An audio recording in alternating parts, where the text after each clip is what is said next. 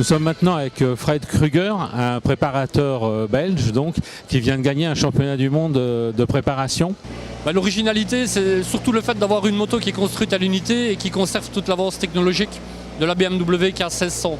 Donc vous avez anti-patinage, anti-wheeling, vous avez un système ABS, vous pouvez changer la cartographie moteur en poussant sur un bouton au guidon, vous pouvez régler les suspensions. Donc c'est une moto qui est réellement un prototype, mais qui a une avance technologique digne d'une moto d'un grand constructeur.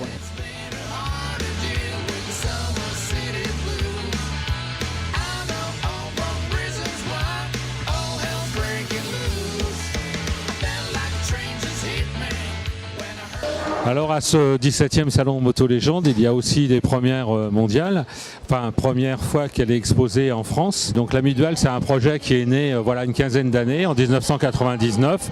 Deux frères dans les Pays de Loire ont décidé de relancer une moto de luxe française. Une moto superbe et à qui on le souhaite de relancer cette moto française.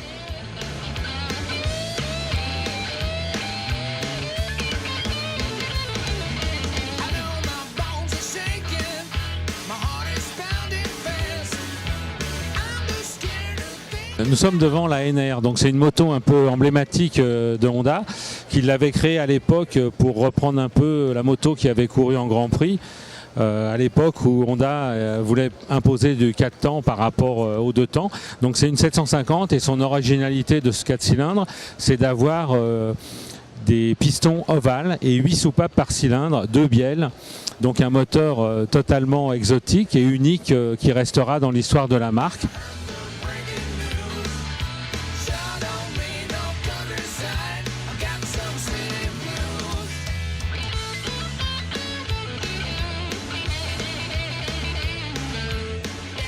Bon, Philippe Monneret, tu as amené quelques motos sur le stand AXA Collection.